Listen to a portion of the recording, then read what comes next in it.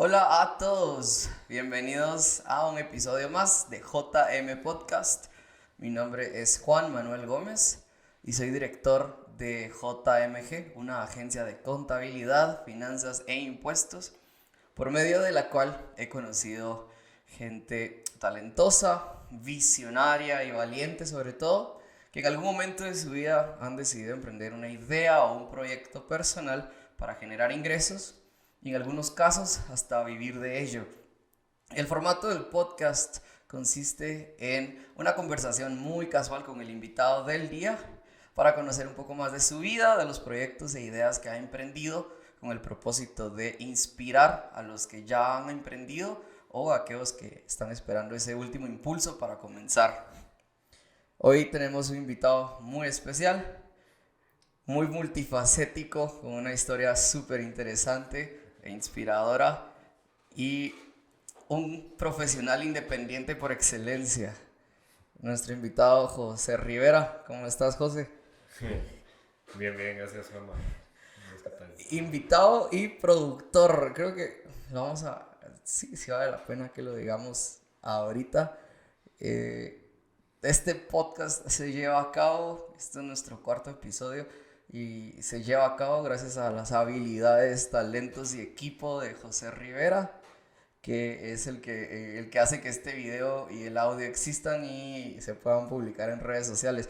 Uno de tantos talentos, pero definitivamente hay que comenzar por las primeras fases de José Rivera como profesional independiente y multifacético. Entonces, para los que no te conocen, contanos quién sos, cómo arrancaste y a qué te dedicas.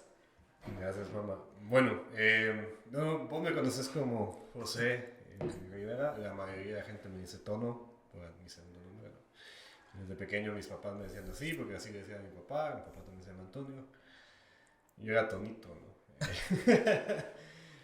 En el colegio me preguntaban, ¿cómo te dicen Tono? Y así, así Bueno, que siempre. Miguel Blas, saludos a Miguel Blas, nos presentó y siempre me dijo Tono, pero yo agarré José Rivera, no sé por qué, pero entonces Ese Tono. es, ese es el nombre profesional que me dice así. Tono es el para los amigos, O el que me conoce con más, no desde un punto de vista profesional, de trabajo, digamos, porque muy casual.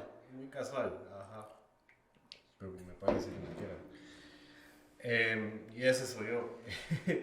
Ahora, si me preguntas a qué me dedico, pues me dedico a varias cosas, ¿no? Ya has dicho, un poco multifacético como la mayoría, bueno, yo estaba acá con tus podcasts y la mayoría pues son así. Todos los invitados, episodio 4 los primeros 3 son recontra multifacéticos, pero igual que vos. Sí, bueno, si me preguntas a qué me dedico, mi título dice que soy publicista y diseñador gráfico. Ok, Eso dice, o eso me gradué de la U. como diseñador gráfico, pero ahí empezaste tu carrera. Sí, bueno, yo me metí a estudiar eso porque a mí me gusta mucho, o siempre me interesó hacerlo. Me interesó la fotografía. Ok, Eso me gustaba a mí cuando era muy adolescente.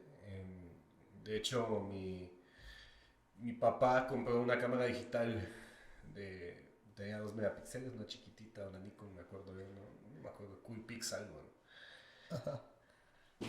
Cuando yo estaba como en sexto primaria y luego de eso, un saludo a Leslie, que es una de mis amigas tal vez de las más antiguas, o sea, estaba en el colegio donde yo estudiaba y ella pues me acuerdo yo que yo estaba en segundo básico, ella estaba en sexto primaria, pero había perdido, bueno, no voy a decir nada. Iba un año menor que yo. ok. Y la cosa es que cuando empezaba a hacer Messenger, de Messenger, ¿Cuál de todos los Messenger? el MSN, el Ah, el de Messenger, Windows, el Messenger original, el de escritorio, el de los, el de, el que de ya se va los, volviendo algo de chavo, el de los zumbidos. el de los zumbidos, Ya, ajá. ajá. Entonces empezamos a hablar ahí con ella y hablábamos mucho. Yo me acuerdo que teníamos conversaciones hasta las 4 de la mañana, algo así. Y hablábamos mucho de música, que era lo que nos gustaba. Y ella me empezó a decir, sí, es que me gusta la foto. Y yo, la foto. Y ahí empezó como ese gusanito que se empezó a interesar por ello, ¿no? E investigar más, aprender más, ver fotógrafos. En internet había una página que era de Yahoo que se llamaba Flickr, que era como el pre-Instagram. Cuando Instagram todavía no era el Instagram de ahora, sino era cuando subías fotos estéticas bonitas para hacerte... Justo hace unos días puse en Facebook, o Ajá. en un estado, no sé en dónde, en Twitter o en algún lugar, los jóvenes de ahora no se recordarán, pero antes Instagram era para esas fotografías o muy profesionales o de los que se la llevaban que podían hacer fotos buenas, pero tenía como un estándar las fotos de Instagram. Le ponías corazón. O sea, que hay Tenía, fotos más artísticas, digamos, o un poco más sí, expresivas. no era un segundo Facebook, o sea, ahí empezó tu afición por la foto, con esa aplicación. Con Flickr, Con sí, estoy hablando de Flickr. más o menos 2007, 2008. Ok. O sea, ahí empezó eso. Siempre, siempre había un gusanito artístico en mi cabeza. Por ejemplo, tengo un recuerdo muy vívido de yo haciendo tareas y sentado en mi escritorio, tenemos un escritorio, mi papá tenía uno donde hacemos tareas. Eso es como de escuela, ¿no? Eso es de brazo, Como los pupitres. pupitres. Ajá. Entonces ahí hacíamos tareas. Ok. Y, y yo me acuerdo muy bien que había una canción de MTV de Blink-182, si no estoy mal, era All the Small Things. Ya. Y yo agarré, yo veía a Travis Barker, el baterista, entonces yo hacía con crayones Simulabas la batería. una batería. Y si esa canción era, te puedo decir que era como más o menos del 2000, 2001. Entonces yo tenía 10 años, 11. Ok. Siempre me gustó eso. Y de hecho, mi regalo de 15 años fue una batería. Sí, sí, ok. Es que sos también músico. Ajá. Em, Fue una batería y de una vez me dijo, mira, yo te voy a comprar eso, mi papá. Bueno, la batería me la regaló mi mamá. Me dijo, está bien que te la hayan comprado, pero yo no quiero que hagas bulla. Me voy a meter a clases. Imposible. Entonces me metí a clases. Iba todos los sábados a Magno, me acuerdo. El difunto Magnum ya no existe. No, ¿Sí? ya no existe. Difunto Magnum. ¿Y tu batería era de ahí? Sí, era una Maxstone. Sí, al cabal, hay un youtuber, Rodrigo Rosales, músico y guatemalteco, y Ajá. cabal hace unos días subió un TikTok donde decía que a los músicos les va a dar nostalgia de esas baterías. El baterista de tu banda siempre tenía que tener una Maxstone o Magnum, que eran como las hermanas. Es que Magno, me imagino yo que la original era Maxstone, que imagino que las producían en China o en algún lugar, y Magno le ponía su nombre, En el bombo. el bombo, pero la marca era Maxstone, ¿no? Ya, ok. Interesante, no sabía eso. O sea, ya es algo como lo que se va a hacer ahora con todo, ¿no? Todo lo producen en China, solo pones el nombre Ya, claro. y es tu marca. Va. Entonces siempre estuvo eso, pero, y empezó con la música. De hecho, si vos ves todavía lo tengo ahí, mi disco duro de la época, yo tengo más o menos unos 300 gigas de música. Me pasaba en la noche, era un geek de la música, me pasaba en la noche explorando MySpace. SoundCloud, ¿no? Todavía no existía SoundCloud.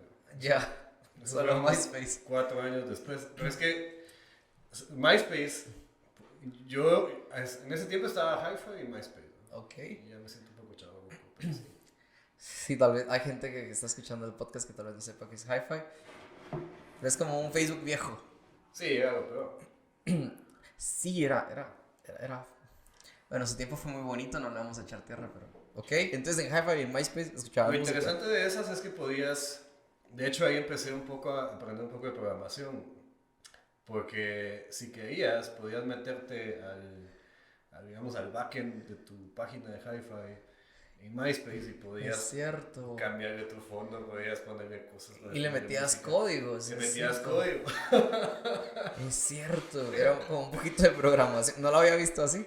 Sí, metías Ok. un poco de programación, de hecho ahí aprendí a hacer saltos de línea y cosas que a veces uso. Que te han servido ahora. Pero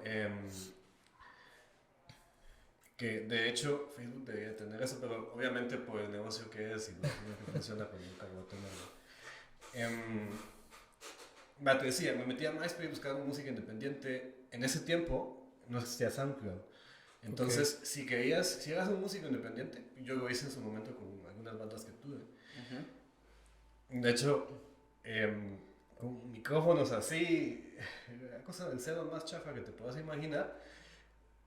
Nosotros teníamos una banda con gente, dos del colegio y otros que fuimos conociendo después. Era una banda de punk metal Ok. y un poco de death metal, ¿no? Y con el setup más chafa que te puedes imaginar de micrófonos grabamos una canción. ¿Y En, dónde la subieron? a MySpace. A MySpace, ok. Y luego hicimos lo mismo, igual en mi casa, ¿no? Y yo siempre que se me ponía a ver cómo diablos lo hacíamos, cómo conectar, porque mi papá es una parte muy importante ahí. Mi papá es técnico, es un ingeniero, prácticamente sin título, pero es una persona súper respetada en el mundo de los medios, Ok. porque, por ejemplo, es uno de los jefes técnicos de Alvavisión de Canal 3. Ok. Entonces siempre hubo una cámara en mi casa, siempre hubo un VHS, siempre hubo un micrófono, siempre hubo todo eso, ¿no? Entonces siempre estuviste relacionado con todo ese equipo, con todo ese tipo de equipo que es justamente el que mencionaba que José pone para que este podcast se lleve a cabo. Cámaras, micrófonos, cables, interfaces, luces. Entonces de ahí agarraste esa inspiración también. Que bueno, que Sí, hasta ahorita ya hablamos de fotografía, de música y de todo lo que es audiovisual. ajá. Ok, una niñez, adolescencia muy variada. Sí, o sea, pero siempre tirando hacia el rollo de la música, ¿no? Ok, Perdón, del arte, o sea, puede ser arte visual, arte musical, siempre tirando hacia eso, ¿no? claro. Y está la parte técnica que yo aprendí desde pequeño. Y, por ejemplo, mi papá es técnico, entonces siempre había cosas reparándose ahí. Yo me acuerdo que habían testers y siempre veía yo una máquina que ahorita no me acuerdo el nombre. Esa tiene algo de escopio, ¿no? Ok. Espectroscopio o algo del estilo. Una máquina verde así que le ponías una señal de audio o lo que sea y te tiraba una curva. ¿Y eso para qué servía? Para testear micrófonos, para ver que. O sea, era análogo, radio análoga, Ya. TV análoga, y eso lo veías ahí, ¿no? Era muy avanzado para esa época, ¿o cómo? Sí, o sea, te estoy hablando que esos equipos de los 90 que mi papá Ajá. tenía ahí. Siempre hubo esa conversación en mi casa, ¿no? Ok. Siempre. O sea, pues ya tuve un poco de contacto con eso. Y por eso cuando hacíamos los de nuevo la banda, yo siempre terminaba haciendo pues, pequeñas producciones bien chafas, por cierto, pero lo hacíamos, ¿no? Bueno, tal vez estás menospreciándolas ahora, pero a tus 15 15 años, años que pudieras 16. controlar todo ese equipo y bueno, tener el equipo, tenerlo a disposición y usarlo, era más de lo que a los 15 años un niño con una banda puede esperar. Sí, sí, entonces tuve un poco de contacto ahí, en primer desarrollo. Y por eso te decía que las conversaciones que tenía con esta amiga, con así, y que ahora es junto con su esposo, una fotógrafa, un fotógrafo increíble. Em,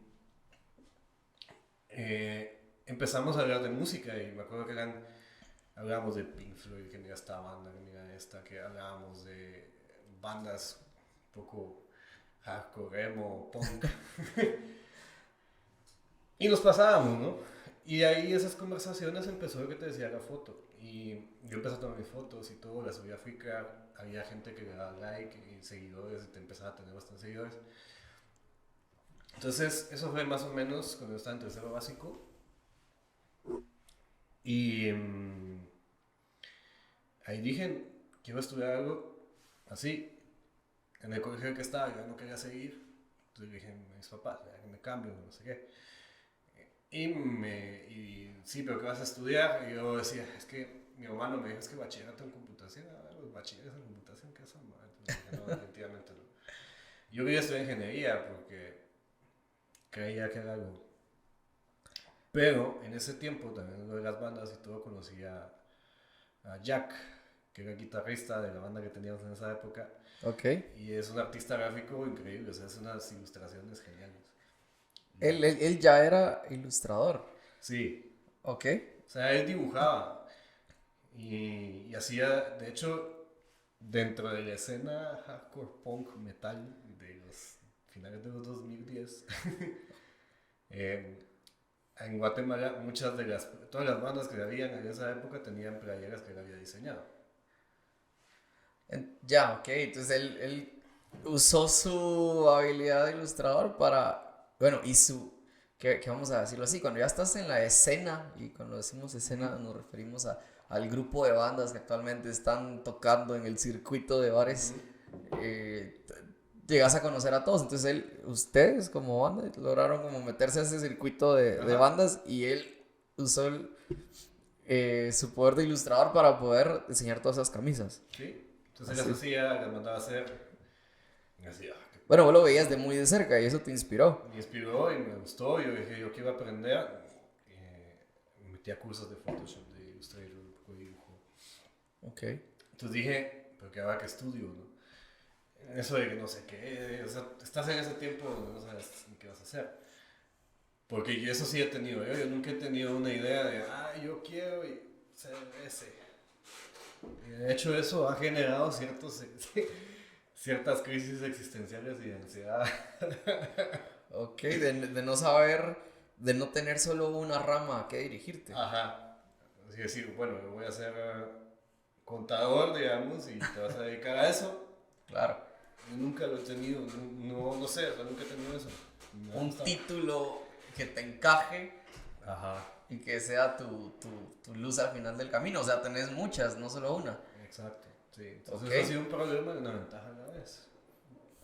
En su ok. momento fue más problema, ahora que lo veo a la distancia, yo creo que es una ventaja. Pero, Porque has logrado integrar lo que has aprendido de la foto, ajá, de lo musical, del interés en lo audiovisual y te ha llevado a lo que sos hoy.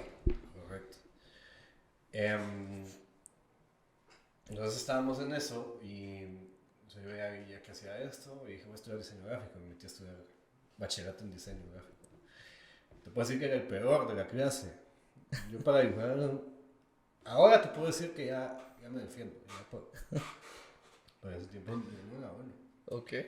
Eso sí, en fotos era bueno, era el mejor. El mejor de fotografía. Sí, del colegio. Y había como un concurso. Hacían cursos, ¿sabes? Es que en ese colegio se llamaba Técnico Creativo de los Próceres. Estaba Oh, en la zona 10. los próceres, me imagino. Ajá. Y era interesante porque ahí era un colegio sobre bachillerato, entonces ahí todos los que entramos eran nuevos. Claro. Que es una gran ventaja, que no entras con grupos ya armados, con el prejuicio de los que ya vienen del año anterior. Lo entiendo re bien. Entonces ahí yo veía gente súper talentosa, así como por ejemplo, como Emiliano, ¿no? Veías, Ahí conociste a Miguel. no, como Emiliano, te decía, como Ah, Emiliano Manuel. Saludos a Emiliano saludos Manuel. al del podcast de hace dos. Hace 2 podcasts estuvo Emiliano Manuel, el artista. ¿Ok? Yo veía gente así que tenía o sea, se imaginaba un tigre, lo dibujaba y lo hacía. Lo pintaba y lo hacía. Y yo, wow. O sea, yo no tenía ese nivel. Y ese diseño gráfico de ese colegio era todo a mano. Porque tampoco era como que estuviera floreciéndole que todos tenían una compu para estar en el colegio, me imagino. Fíjate que sí, pero ese colegio era un poco antiguo en ese sentido. Ya. O sea, estoy hablando que eso es 2009-2010, entonces estaba como en la transición de Guatemala, porque en otros lados ya llevaba más tiempo de transición hacia lo digital, pero Pero te llevaron a hacer el diseño gráfico a mano, el puro, digamos. sí, entonces al principio, el primer año lo pasé muy mal, el segundo ya empecé a competir un poco más y ya podía. O sea, no sé, nunca tuve las mejores notas, pero ya empezaba a tener, pues ya no tenía 4, sino tenía 8, tenía 7. Y venía a complementar el multifacetismo a tus 10 y pico de años 17, de 18. foto, música, audiovisual y diseño. Sí, y mientras eso pasaba, yo tenía bandas, y yo tenía otra banda, que esa era otra. Bueno, y me contaste esas bandas, por ejemplo, fuimos a tocar a El Salvador, fuimos a tocar a Honduras. Y la verdad fue una adolescencia.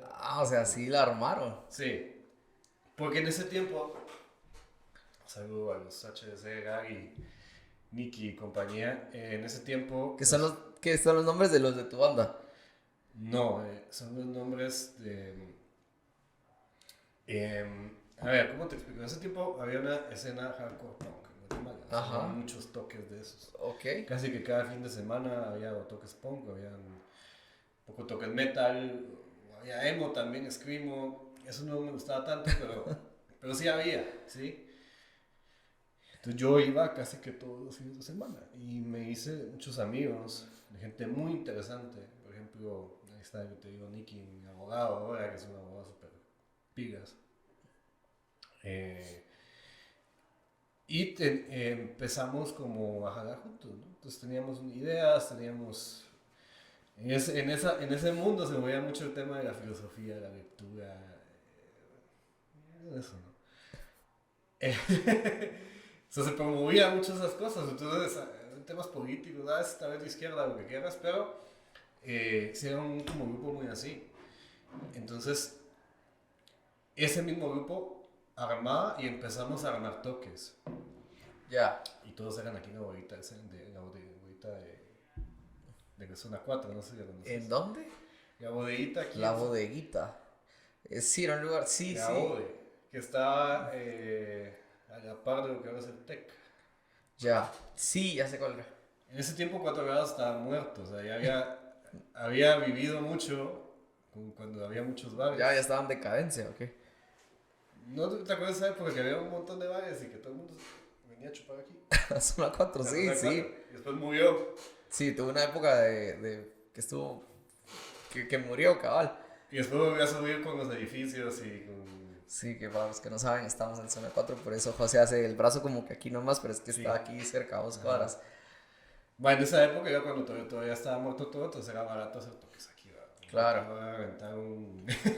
No, bodega. una bodega acá. Claro. Pero empezamos a hacer toques, de hecho trajimos a bandas de afuera.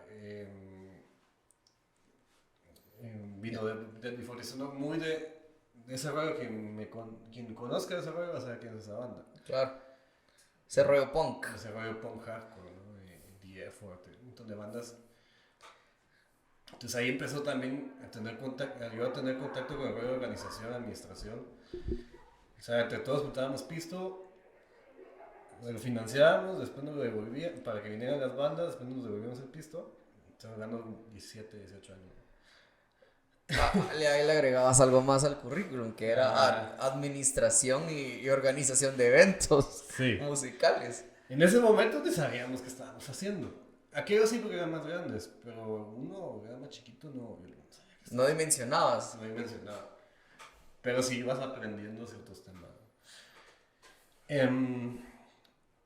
Entonces, mientras estaba en el colegio, se está pasando en mi vida fin de semana. Ya, ok. Entonces, bueno, pasó el colegio y llegó la decisión de, bueno, ¿ahora qué vas a estudiar? Y, bueno, no está de más decir que sí tuve el apoyo de mis papás durante la universidad. O sea, lo que yo siempre digo, vas a tener más o menos recursos, pero depende de cómo los administres, cómo los aproveches. Claro. Yo me iba a estudiar a San Carlos, porque dije, si no tienen gasto mis papás.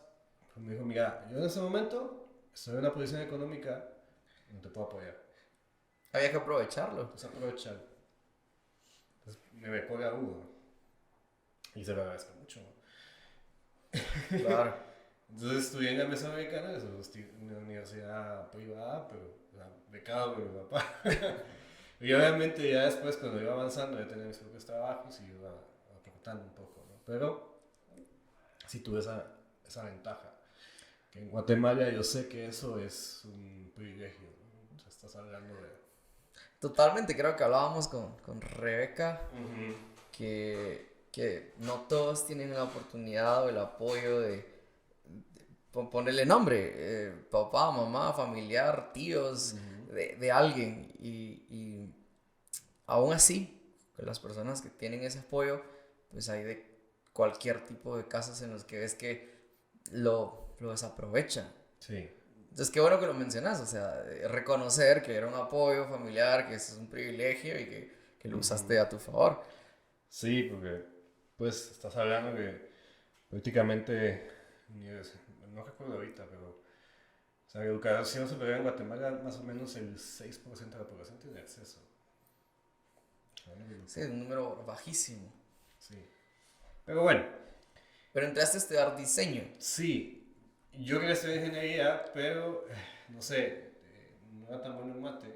Y ya traías un background como muy artístico, pero es justo lo que decías y que tal vez le haga clic a las personas que están escuchando, que traes un background artístico, pero como decías, en artes audiovisuales o con el tema de la fotografía, que termina siendo una manera artística de expresarte. Entonces, sí entiendo de que, que te hayas metido a diseño o lo veo como un resultado de todo ese background de que sos músico, que ya habías tenido contacto con el diseño, con las artes audiovisuales y bueno, con la parte de la administración de eventos tal vez no se relaciona tanto, pero lo entiendo como un acumulado de eventos que te llevaron hasta ser comunicador y diseñador. Sí, y de hecho mi carrera se llama licenciatura en publicidad con especialización en diseño gráfico. Y eso, decidí estudiar eso porque dije, como diseñador gráfico no sé si me no sé cuánto gano, no sé. Pero en publicidad es un poco más de negocio, de administración, de Claro. mercadeo, entonces yo dije voy a tener las dos cosas. Sí, suena como complementario con la parte artística, pero la parte también de los números que tiene que tener alguien que se dedica a eso. Sí, o sea, yo no quise, me dio miedo en ese momento, dije, no, es que no me interesa solo diseño, yo no soy tan bueno dibujando tampoco, entonces no sé si voy a vivir de eso. Decidí estudiar esa que tenía un poco de mercadeo. Y de hecho, por eso también estudié la mesoamericana, porque era la única que yo tenía. Que ahí solo, por ejemplo, en Arandía solo tiene diseño, bueno, también porque era más cara. Solo diseño o solo mercadeo. ¿Estudiaste qué en la Mesoamericana? Y, ajá, licenciatura en publicidad con especialización en diseño. Ah, ok, ok. O, por ejemplo, la UNIS, que también es muchísimo más cara, solo diseño o solo mercadeo. Entonces en esa universidad encontraste lo que A estabas buscando. a un costo que mi familia podía manejar Claro. y lo creo que ya. Pero qué bien enfocado estabas, o sea, todas tus habilidades y lo que necesitabas para hacer los siguientes pasos. Sí, o sea, mi propio miedo de decir no me voy a dedicar solo a eso, no sé, es arte. Claro. Mi familia no viene con un background así, o sea, no es una... No concebían que alguien viviera Bueno, no mi sé, de la mamá, música. ajá, por ejemplo, mi mamá es modista. Ok. Que es O muy sea, artístico también, ¿no? sí, diseñador de moda, tiene un taller de moda en la casa, y trabaja en la casa, entonces yo siempre me acuerdo que llegaban modelos, clientas y todo. Por ejemplo, trabajaba para Bicorera, ¿no? Entonces llegaban todas las modelos de la Bicorera a tallarse, a hacer vestidos. O sea, es un tema un poco artístico, bastante artístico, pero ya dedicarse, ya dedicarme full a algo así, pues no tenía yo ni idea de cómo iba a funcionar, ¿verdad? Claro. No sabes cómo funciona ese mundo, no sabes con quién tienes que hablar, no tienes idea. Y entonces, digamos que cuál ya es el primer paso después de todo este background, de introducción de José en su vida pre-profesional, llamémosle. ¿Cuál Ajá. es el primer salto a decir, bueno, voy a generar ingresos de alguno de todos estos talentos? Que bueno, tal vez no lo mencionaste, pero supongo que la parte de esa de organizar conciertos con tu banda, pues ya te había dado ingresos de alguna manera. Tal vez no nos enfocamos en eso, pero creo que sí mencionaste pues que había Sí, gestión de pero en dinero. realidad eso lo hacemos por amor al arte. O sea, prácticamente todo el dinero que ingresaba lo volvemos a meter para traer más bandas, para hacer más conciertos. Claro.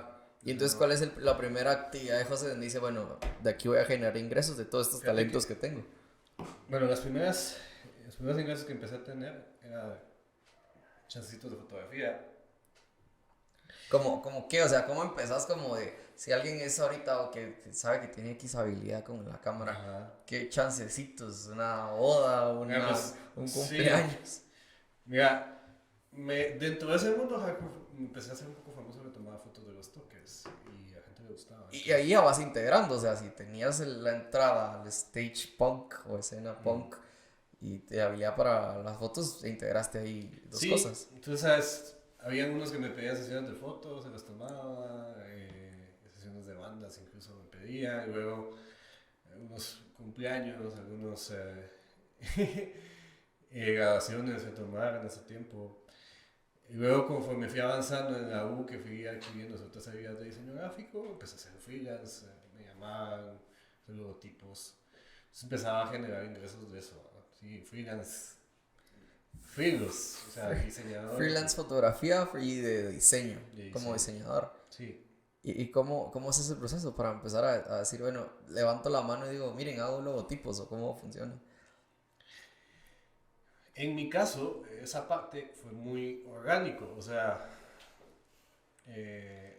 La como te gente que ya digo, te conocía. la gente que ya me conocía me empezó a hablar y ya que tengo este proyecto, que quiero hacer esto y lo hacía. Y luego involucrándome siempre, por ejemplo, con unas amigas, hicimos un proyecto, una exposición de arte que se llama Proyecto 44, que es de Maya, ¿no? De Maya Huracán. Ujú. Salud. Que ella lo venía haciendo y luego nos integramos y yo empecé a apoyar ahí en el área de diseño de comunicación y ahí empecé a conocer gente, cada vez más gente que necesitaba eso. Entonces ahí conseguía yo pequeños trabajos y todo. Em, a- y así, o sea, pero nunca lo tomé tan en serio. Sí empecé a tener algunos clientes recurrentes, por ejemplo, en el último año ya tenía yo algunas empresas que por el mismo recomendación que se iba dando, pues, por ejemplo, bufete de abogados y cosas así, ¿no? Chiquitas. Ya dentro de tus Ajá. clientes Entre los clientes. que te buscan para diseños. Diseño, sí. No era que me encantara, porque eso es un área que sí me gusta, pero no me la disfruto tanto, ¿no? Pero me dijeron, listo. Entonces lo hacía. Bueno, pero entonces, sí, como decimos en la introducción, generas ingresos de algún talento, visión, o de decir, Mm, voy a agarrar esto y voy a ganar plata de aquí. Entonces, ya tenías la fotografía y el diseño en tu poder y de ahí empezaste a vivir los primeros años. sí.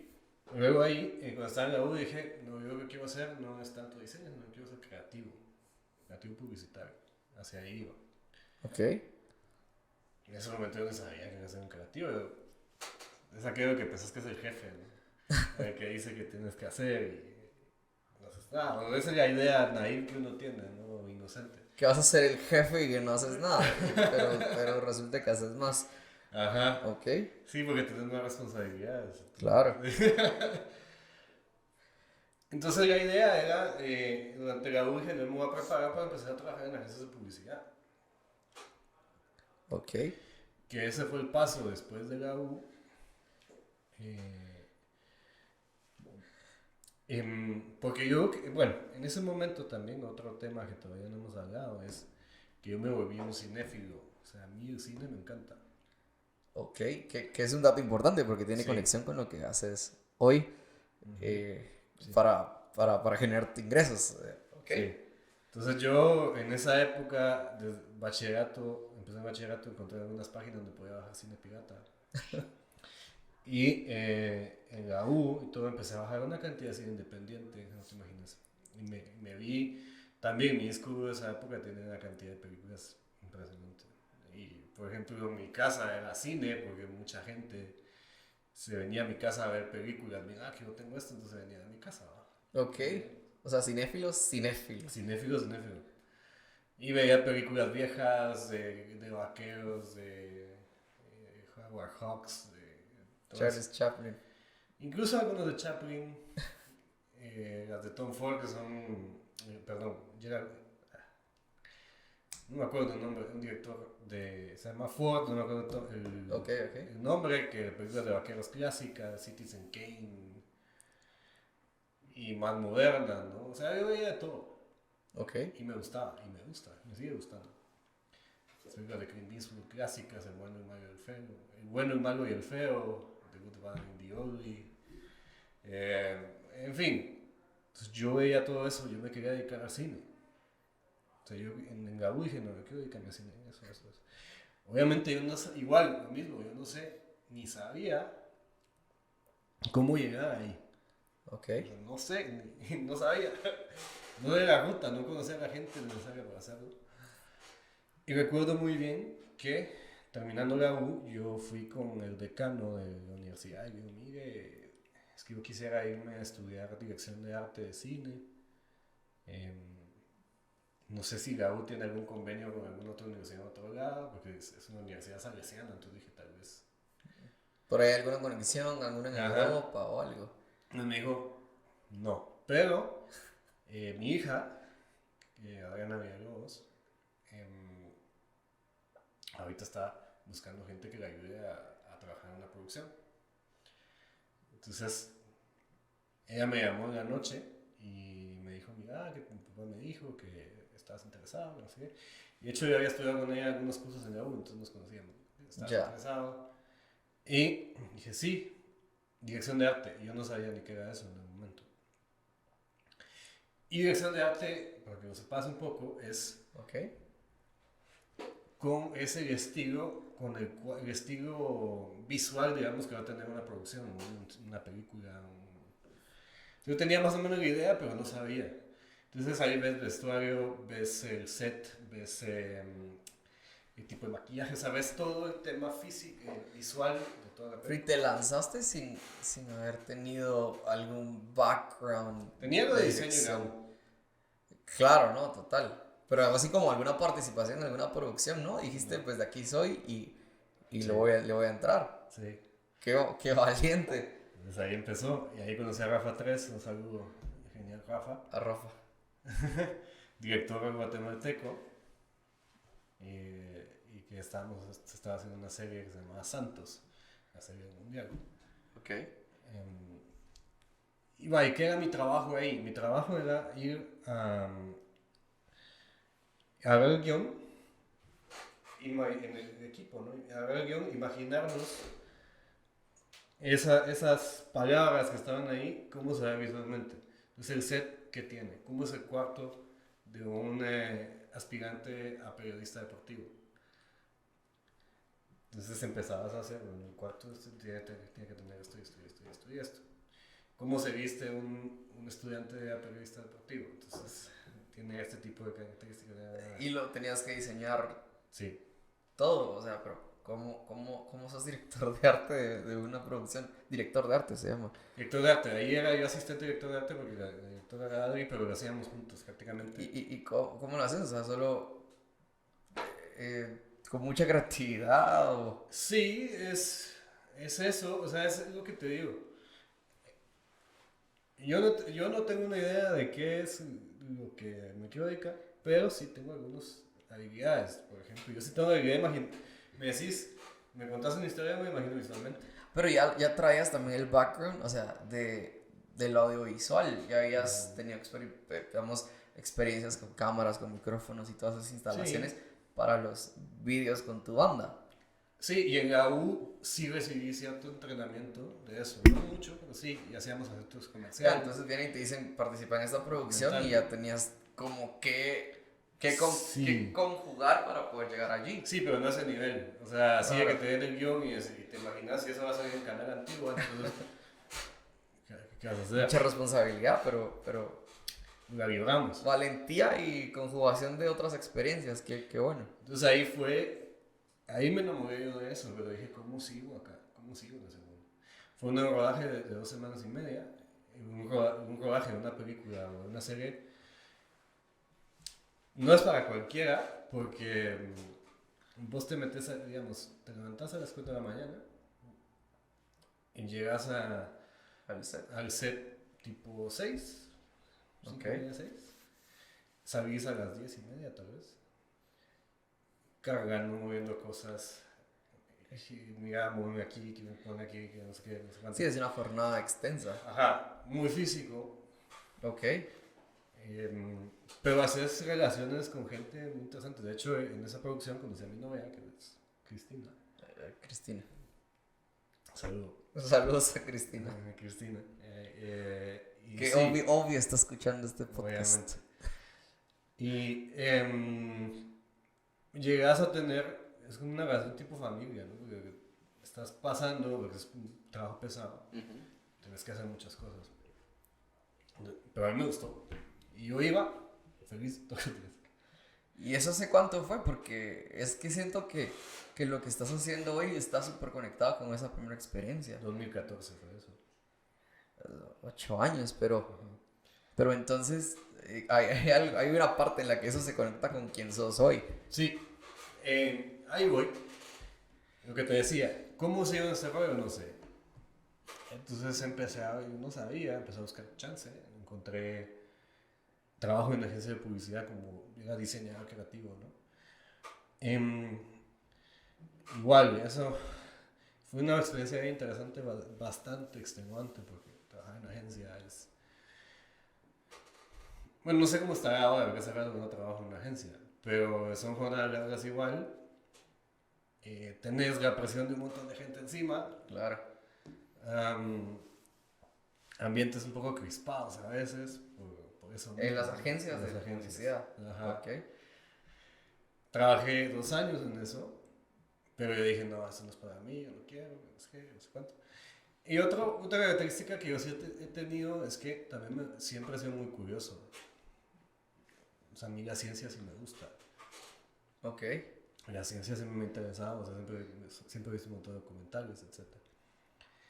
Y ahí dentro de eso surgió, y estaba eso de, bueno, ahora que ya tienes licenciatura, ¿qué vas a estudiar después?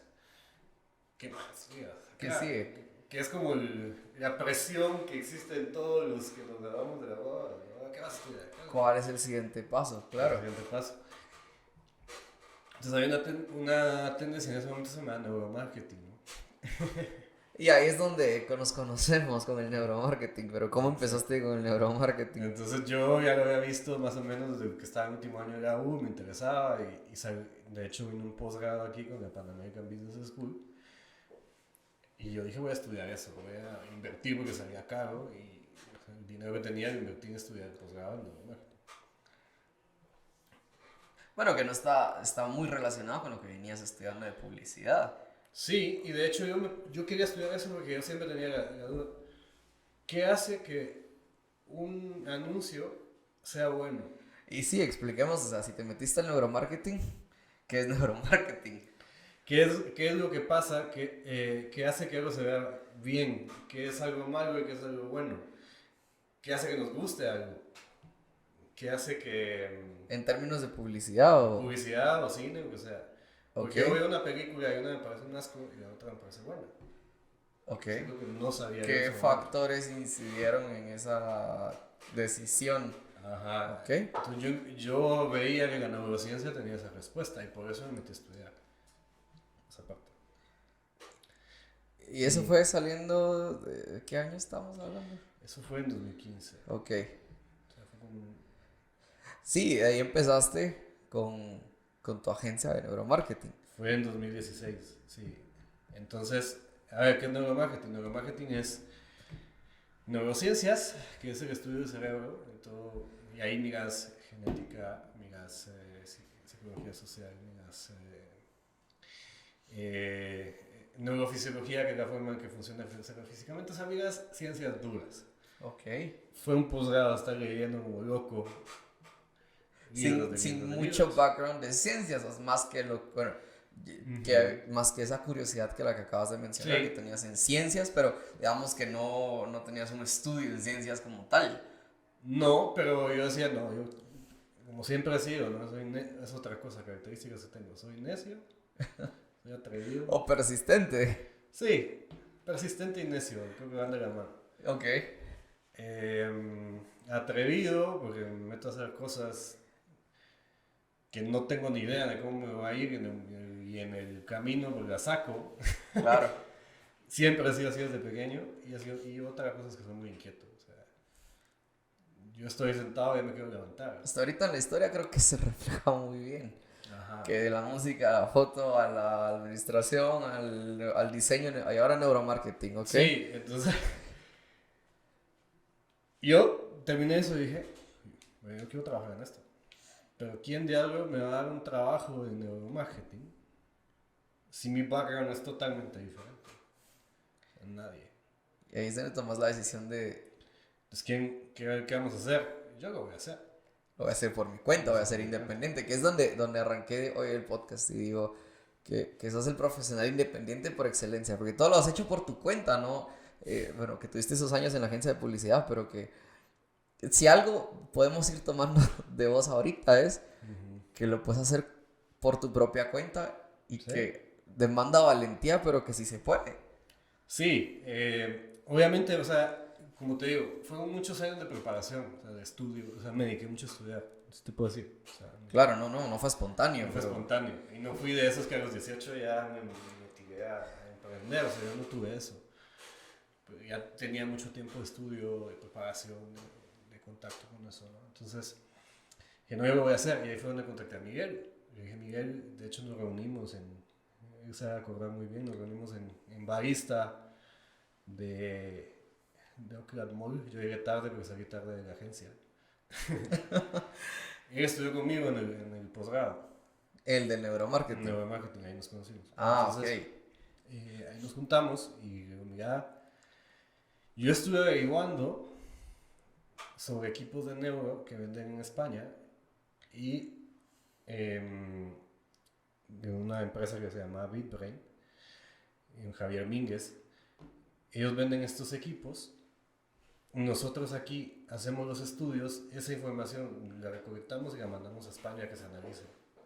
Nosotros solo fungimos como, o sea, no tenemos Como que tener, mediadores. como mediadores, no tenemos que tener un analista de datos super pilas para poder hacerlo.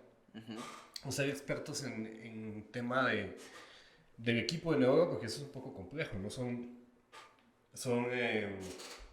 dispositivos que miden las ondas cerebrales. Y juntos mandaron a comprar esos dispositivos. Sí. ¿Pero y qué es? Se me ocurren que son como sondas o como... Uno es medidor de respuesta galvánica, que es un anillo que se te pone en los dedos. Ok. Entonces, ese anillo te mide la temperatura de la piel, las palpitaciones y la sudoración.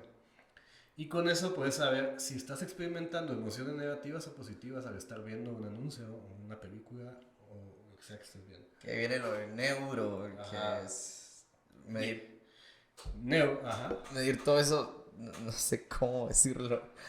Pero esa experiencia internamente con el anuncio, ¿no? Entonces, Sí. pero ¿cómo haces? O sea, pones a la persona a ver el anuncio Un experto. atado o no atado, pero unido a las máquinas o a los dispositivos que mandaron a traer de Sí, España. hay varias formas. Por ejemplo, una es esa, pones el anillo, otro es poner un casco que tiene Sondas, no son sondas, son receptores, sí, sensores. Ahí sí, no sé. electrodos. Ok. Tiene electrodos que miden o que detectan la actividad eléctrica del cerebro. Entonces, podés vos poner a una persona con el casco, con el anillo, o sea, a ver un anuncio y puedes ver qué reacciones en tiempo real está experimentando. Puedes ver si se está poniendo triste, está poniendo aburrido, está poniendo feliz. Ok. Puedes ver qué puntos del anuncio generan más atención, cuáles generan menos atención. Y esa es ahí lo que te decía, esa era la respuesta a lo que yo estaba buscando. ¿Qué es la diferencia entre un anuncio bueno y un anuncio malo? La experiencia, o sea, ¿qué experiencia vivís con cada una de las dos versiones? Exacto. Jugamos mucho con eso. Tuvimos un software que era un reconocimiento facial que, si no sabe, tenemos un montón de microexpresiones en el rostro. Claro. O sea, y son un montón de micromúsculos, ¿no? Que se mueven así, sin que nos demos cuenta, dependiendo de las emociones que estés experimentando. Por ejemplo, si estás triste, no sé si es esa queda típica intuición que miras a alguien y dices, que está pasando algo. Sí, con los gestos lo distinguís, pero ya con los dispositivos ha de haber sido más exacto, o es más Ajá, exacto. es una cámara que utiliza, que pinea todo, te pinea digitalmente todos estos micromúsculos. Ajá. Entonces detecta los movimientos y con inteligencia artificial. Entonces detecta los movimientos y te puede decir, ese está triste, ese está emocionado, ese está poniendo atención. Llegamos a tener ese tipo de tecnología, hacíamos esos estudios. Fue un boom, porque era deep marketing, solo habían 3 empresas que hacían eso. Porque fue donde nos conocimos y que yo vi que Deep Marketing estaba en todos lados y que de hecho como agencia de contabilidad fueron de los primeros a los que busqué, que traté de decir, bueno, ¿saben qué? Trabajemos juntos, yo puedo asesorarlos ahí en el tema de las finanzas. Y que por ahí empezamos a conocernos por Deep Marketing. O sea, yo no sabía todo ese background en ese momento porque pues ya me salió una parte de toda esta historia, pero sí fue un boom. De repente José Rivera y Miguel Blas, tu socio, terminan en radio por todos lados, en conferencias, en seminarios, dando clases en las universidades, todo de neuromarketing. Sí. Sí fue un boom. Sí, y lo sigue haciendo hasta este punto. Y bueno, y esa misma, lo que sí te puedo decir es que nosotros tenemos una pasión por ese tema increíble. Entonces, no sabemos, yo me leí cuánto libro existe de eso, te lo puedo decir. Y hay muchos. Es que están los libros de marketing, están los libros de neuromarketing, están los de neurociencia, es neurociencia pura. Yo me leí todos, incluso los de neurociencia. Me llevo a ver un experto en confusión de cerebro. O sea, prácticamente. Lo necesitabas porque era lo que estabas asesorando. Sí, y sí, Con Deep Marketing. eso significó mucho que siempre salga ese tema de ciencia, porque ahora puedo leerte un paper científico en una universidad, por ejemplo, Harvard, algo así, y te lo entiendo. O sea, Sí, o sea, autodidácticamente llegaste a ese punto científico sin necesariamente haberlo tenido en la universidad. Bueno, pero sí en el posgrado, o sea, si no, te está todo conectadísimo. a ese nivel no tanto, porque ahí no vimos, por ejemplo, neurotransmisores, potenciales de acción, que es un tema de cómo funciona el cerebro, cómo se traslada información. Ok. Eso lo vimos ahí. Pero eso sí lo aprendí por mi cuenta, en cursos en internet y toda cosa. Que esa es otra cosa. Deep funcionó mucho porque éramos expertos en el tema y es ahí donde yo son cosas que he ido aprendiendo de los negocios. O sea, yo soy muy product first, el producto primero. Ok. Vos podés, o sea, si vos sos competitivo, y cuando digo competitivo sos un poco menos, igual o más que la competencia en algo que la gente necesita, te va a ir bien. ¿Me explico? Sí, o sea, ofrecer un buen producto, o sea, Sí. sí, el producto primero, product first. Ajá, product first. Lo entiendo.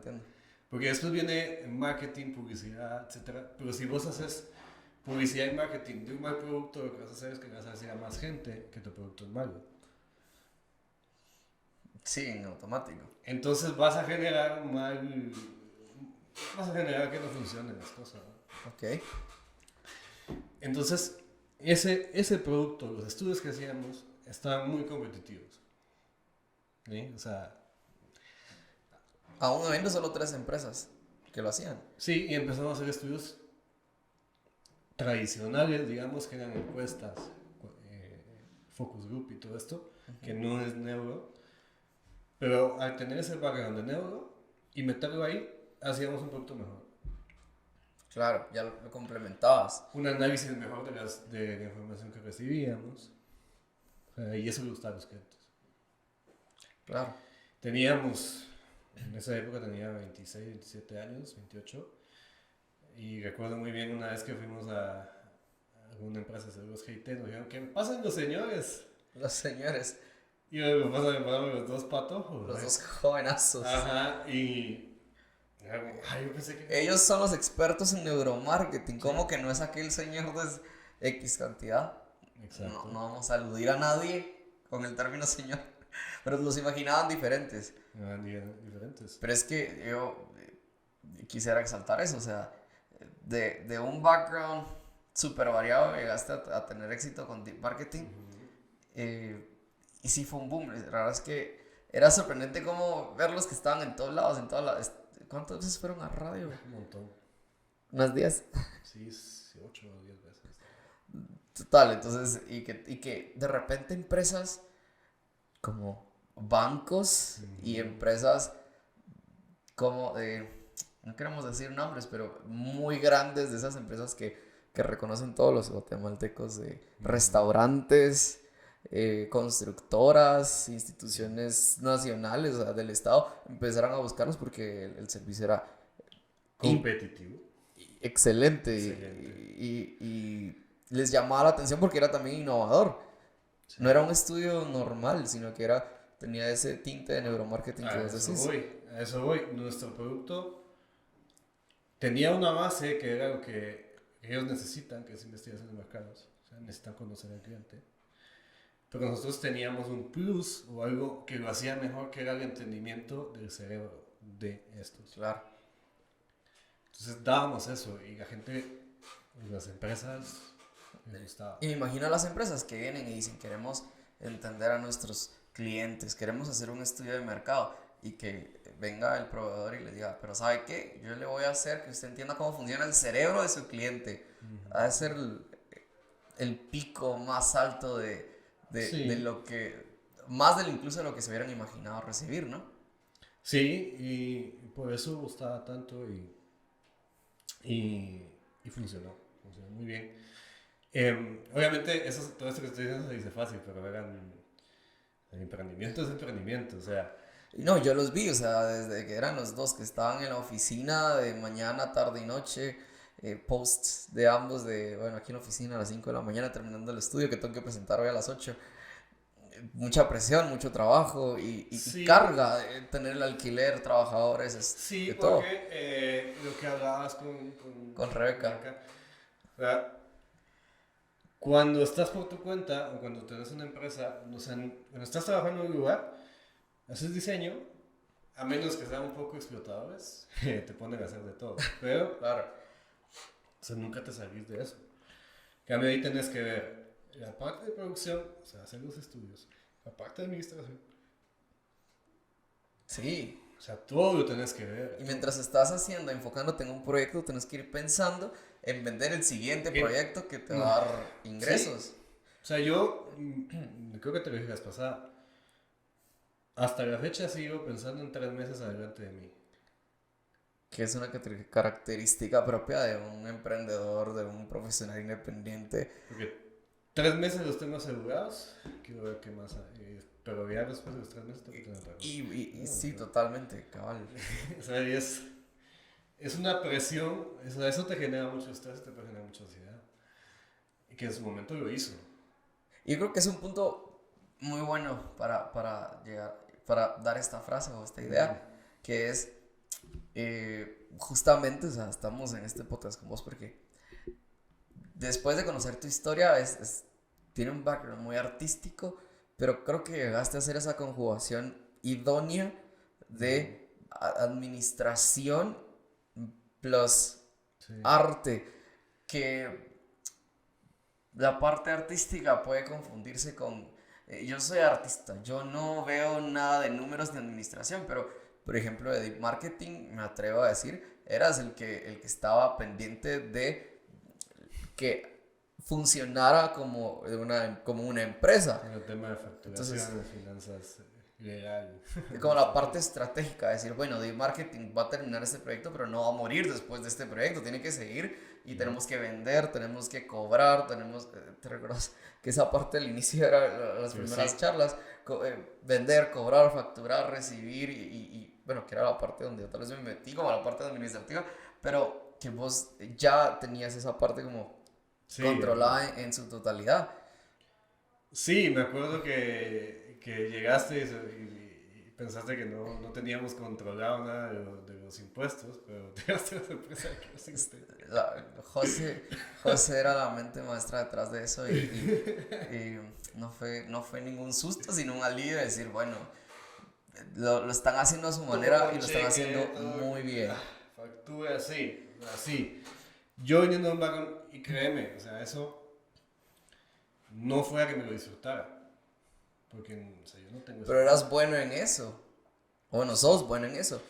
Me hice bueno. Claro. Varios. O sea, porque esa es otra cosa. Yo siempre, emprendimiento es el huevo de la gallina. Empezás y necesitas dos cosas. Una es, o sea, tenés que tener error de tus finanzas. Claro.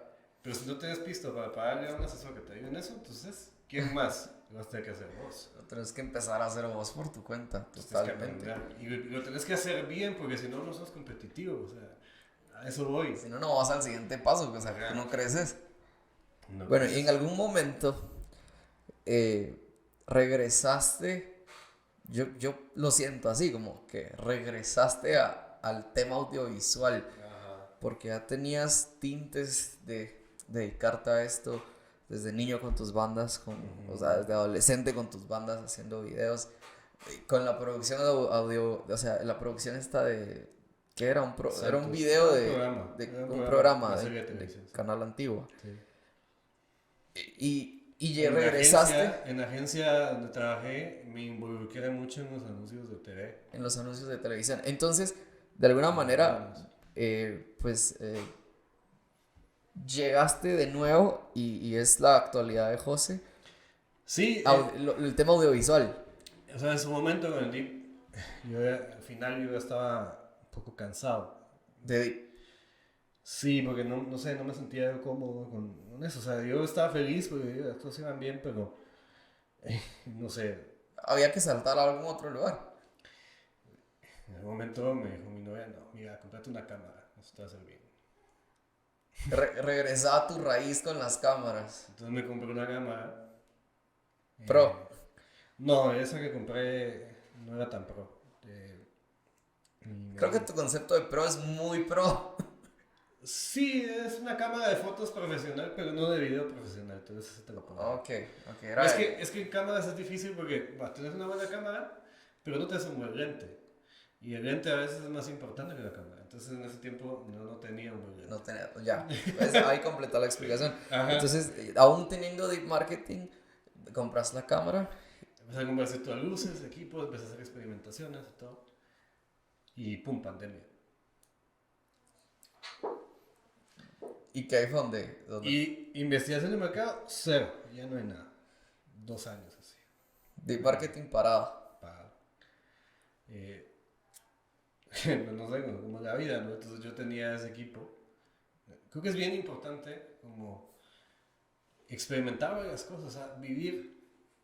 Y yo nunca, a muy pocas cosas le he dicho que no. Eso significa hacer tus problemas, cuando decís sí a todo, después Más o menos. se te vuelve un problema, ¿no? Porque te metes a hacer proyectos que no tenés la menor idea, tienes que aprender y a veces lo haces mal. Me ha pasado. Pero aprendes. Sí, pero aprendes. Y eso mismo, no decir no, y me ha llevado a tener muchas experiencias diferentes con un montón de gente, que después terminan llamándote o diciendo, mira, no sé, termina funcionando de alguna forma, conectas algunos puntos, como decía Steve Jobs. Entonces, me dijo, mira, sobre este proyecto, ya venía trabajando con Jorge en unas cosas, por ejemplo, la publicidad de IGA Arts, del Teatro de Liga. Ah, sí, IGA Arts, sí. Ajá, en 2019, 2020 creo que fue, 2018, nosotros llevamos todo el año con... Yo freelance y él... La publicidad de IGA Arts. Ajá, entonces hacíamos todos los posts y los artes de las obras de teatro, de los shows, no sé si te Eso salía eso, bueno, IGA publica en todos lados. O sea, si tiene una obra de teatro, eso termina en Facebook, en prensa. O sea, eran buenos diseños. Sí, ajá. Y esa es otra cosa, o sea, yo te puedo decir, yo era malo para eso. Yo no era muy buen diseñador. Yo no ilustraba muy bien, ni dibujaba muy bien. Pero la perseverancia de ser necio, de estar intentando y haciendo y haciendo y haciendo, te vuelves, no tal vez excelente o el mejor, pero lo terminas haciendo.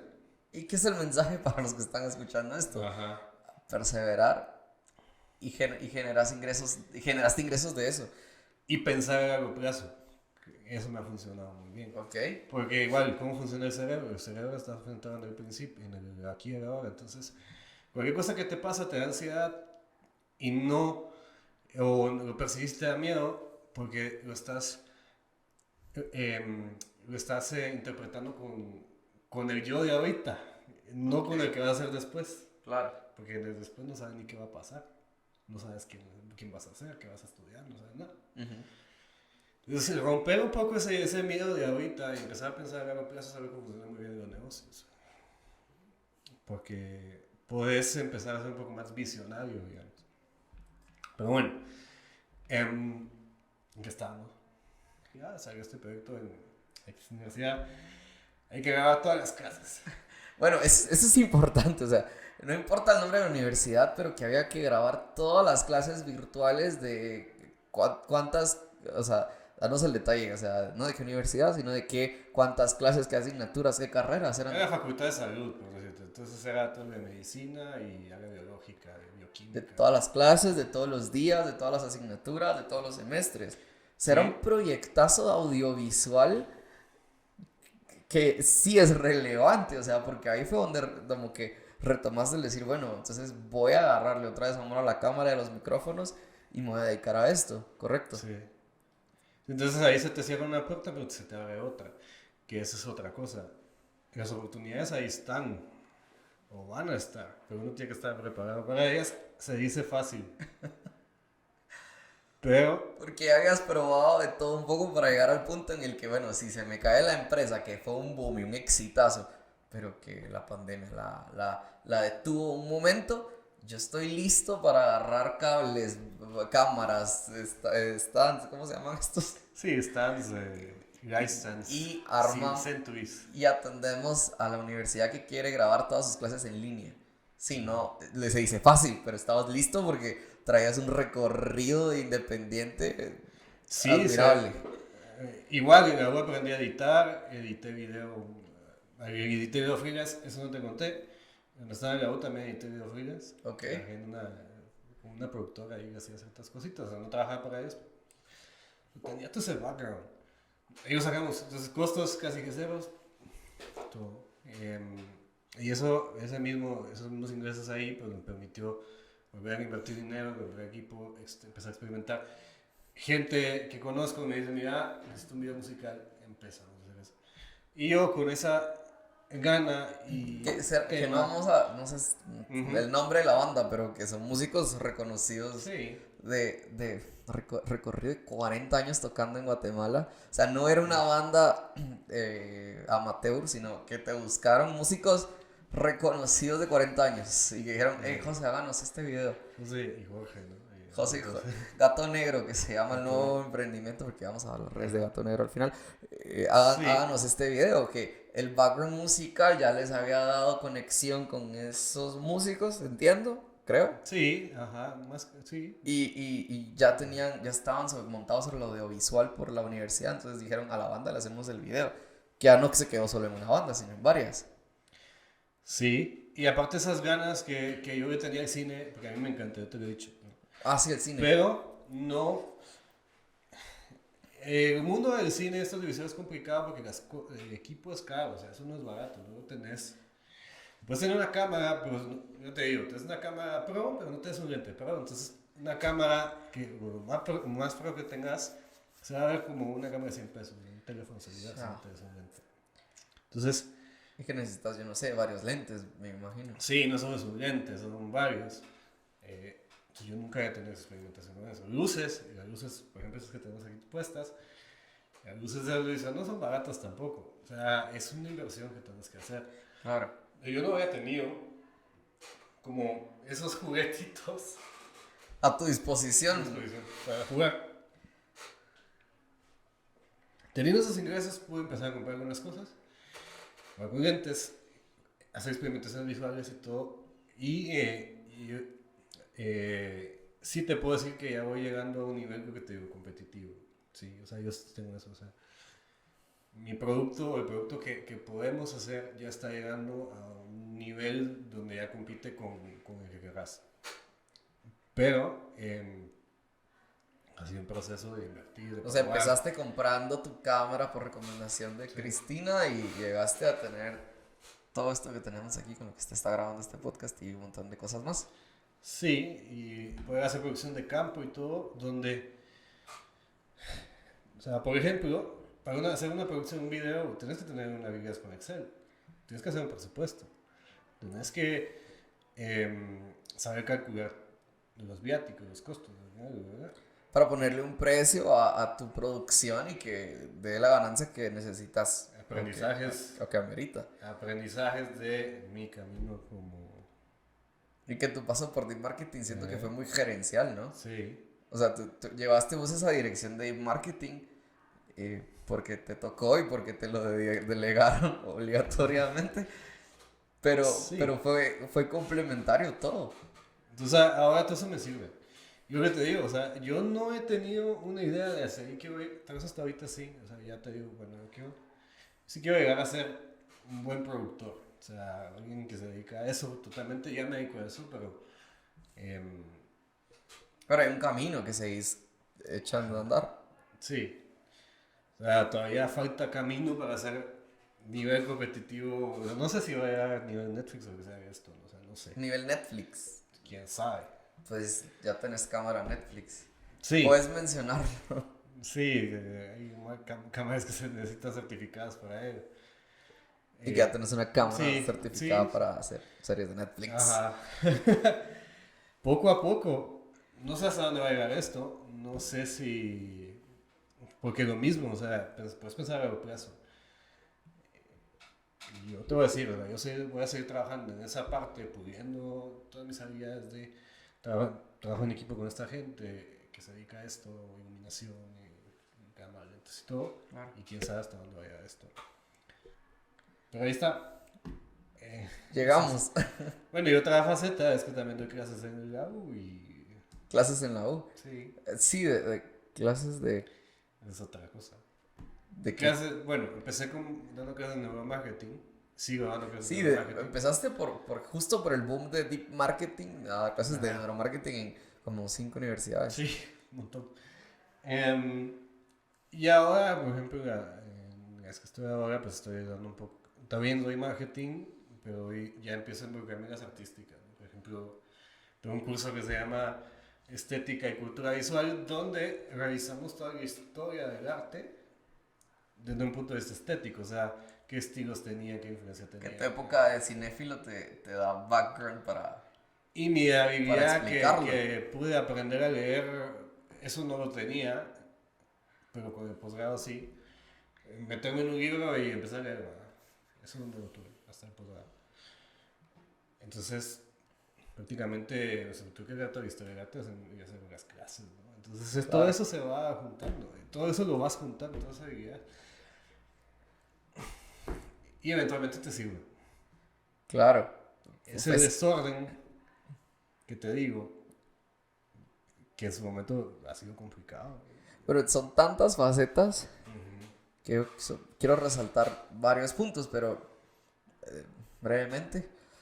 Muchas facetas a lo largo de tu adolescencia, inicios de la universidad y post-universidad, pero todos llevan a que generas ingresos de todos tus talentos, de todas tus curiosidades, y que el éxito ha estado en que tomas el reto valientemente de decir, ahí hay una producción, yo no soy experto en producción, pero le voy a entrar y voy a generar ingresos de ello, que, pues como lo mencionó en la introducción, lo que queremos es eso, inspirar a los que ya están emprendiendo y tienen ese momento bajo, los que están en el momento altísimo y dicen, no, es que ese soy yo, ahí estoy identificado yo en un profesional como José que ha sido independiente el 99% de su vida. No, tampoco. O 80% de su vida. O como las personas que igual no encuentran ese impulso aún y que dicen, no, pues ahí está, o sea, José ha complementado a todos sus talentos y ha generado ingresos de ello y pues yo también puedo. Creo que por ahí va Sí, el sí. bottom line. Yo también, sí, lo que pasa es que, bueno, es que el contexto, ¿no? Estamos en Guatemala también, o sea, es un, Claro, aquí no hay infraestructura, aquí no está una productora de cine enorme, no hay.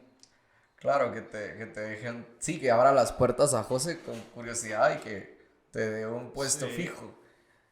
sí, entonces hay, como el camino de muchos, o sea, han tenido que ir, o que yo tomé, han tenido que ir como que forjando ellos mismos su espacio, ¿no? Me ha tocado hacerlo, no ha sido fácil en su momento. También he tenido gente que me ha apoyado siempre, ¿no? Los papás, Cristina, amigos que han estado ahí siempre. Claro. Es para los socios que han ido apareciendo en el camino. Sí, esos que aparecen, en los que te puedes trabajar. Eh, y sí, o sea, lo que sí te digo es que los momentos donde mejor me ha ido es cuando te juntas con gente que tiene ganas de hacer las cosas y, Y el ímpetu. y el ímpetu y no te dice que no. O sea, hay un tema ahí que hay que hacer y dicen, bueno, hagámoslo. Que lo has de atraer por como vos decís, que Sí, a veces, bueno, tenés ese ímpetu vos hay quien te también. dirá que soy complicado para trabajar en ese sentido, porque a veces soy muy de presionar. Estricto. Damos esto, damos esto, damos esto. Eh, como porque vas aprendiendo a manejar, ¿verdad? Claro. Pero sí. Sí, o sea, soy de aquellos de que en reunión estás tranquilo y te dicen, mira, está pasando esto. ¿Qué hacemos? Soy muy sincero. Tenemos este problema vos y yo. Ajá, entonces podemos decir. Que sí, que me has contado esas historias de donde enfrentas y decís, bueno, socio, tenemos este tema, hay que arreglarlo. Pero creo que eso es una muy, Sí, puede muy ser buena incómodo. cualidad. Puede ser incómodo porque. Pero tus habilidades de manager pues te han llevado a revelarte lo útil que es. Sí. Lo que pasa es que está consciente y está tratando con todos esos problemas es desgastante, no lo entiendo. O sea, te llega a desgastar después de mucho tiempo. Pero es a lo que se van a enfrentar todos Ajá. al ser su propio jefe o al empezar su propia empresa. Lo que sí te Y digo no hay que huir de eso. lo que sí te digo es que yo, yo estoy, bueno, si toca, toca. Pero a mí sí no me gustaría volver a trabajar para él. Y creo que no lo voy a necesitar, pero si toca, toca. No, sí, justo. Y seguramente es una cuestionante que cada persona que trabaja como independiente se lo va a plantear. Pero, pero Porque, lo comprendo. porque es una incertidumbre de, hoy estoy bien, mañana tal vez no. Y que dependes de los proyectos que vas vendiendo en el camino, de tus propios proyectos. O sea, el sueldo no está asegurado, pero eso mismo es bueno. O sea, es una incertidumbre, que esa incertidumbre la hemos Sí. hablado siempre con vos, pero el límite es el cielo. O sea, es lo que logres vender por tu propia cuenta. O sea, Y vas haciendo redes. claro. Porque ahorita, por ejemplo, ahorita han pasado 10 años. Entonces ahí que te conté, han pasado 10 años, ¿no? Todo eso. Conoces tantísima gente Has trabajado con un montón de gente, has quedado bien, has quedado mal también. Pero también. con los que has quedado bien, de repente aparece. Y te dice, mira, tengo esto acá, y no sé qué, hasta este proyecto. Por ejemplo, en este momento ya llevo mucho tiempo de no pagar. Siguen saliendo, o sea, siguen saliendo, siguen saliendo. Ya. Hubo mucho tiempo donde había proyectos una vez al año, temporales, Temporales, muy poquito. estacionarios, que bueno, que siempre Y en llegó este un mes periodo viene. grande sin nada. Y luego Claro. otra vez, y otra vez. Ya agarraste aviada. Sí. No ha sido fácil, como te digo, pero tampoco es imposible. Bueno, y entonces, como acostumbramos ya y se ha vuelto una tradición en el podcast, el cierre es una lección, una conclusión tuya para a las personas que hay que inspirar, los que habíamos mencionado antes. Entonces, ¿cuál sería tu frase de cierre? ¿Has escuchado o sea, has estado de testigo de todos los podcasts que hemos grabado? Vas a estar de testigo para el resto también. Entonces, ya traes una idea de lo que han dicho los demás. ¿Cuál es la tuya? Bueno, difícil, ¿no? Lo que te digo, yo creo que cosas que he aprendido. Una es enfócate en, si vas a dedicarte a, independientemente de que vayas a vender un producto, digamos que traes algo de China y lo vendes, o sea, tu negocio es un poco más tradicional, por llamarlo así, o estás en el mundo artístico donde vos creas el producto, porque al final un artista es eso, ¿no? O sea, es alguien Sí, muy buen punto. que, que no, o sea, no haga algo que ya existe, sino lo crea desde cero. Vendes tu creatividad, o sea, Creatividad. eso es, creo que es el tema de artista, ¿no? Ya sea Sí. una pintura o un cuadro o un video o un logo o un arte. Sí, sí, Yo sí, creo un sí. poco más pragmático, o sea, vendes el video, vendes la pintura. Y es como vender una taza. O sea, lo que pasa es que la taza ya lleva un proceso muchísimo más grande de un montón de gente que lo sabe hacer y te lo pasa, ¿sí? Claro. En cambio, cuando uno está haciendo arte, todo lo tienes que hacer desde cero. Entonces, si te puede gustar eso y te gusta, está bien, a mí me gusta. A mí me gusta esa libertad, por ejemplo. Hay quien no. Hay de todo. Hay quien eso lo puede, pues, o sea, llevar esa responsabilidad de hacer todo eso es complicado, no es tan fácil. Independientemente de que seas emprendedor en el mundo artístico, en productos, que vendas lentes, que vendas lo que sea, céntrate en tener un producto competitivo que sea igual, mejor, un poquito mejor, pero un poquito menor, pero con menos precio, que sea la competencia. Y si alguien lo necesita, te lo van a comprar.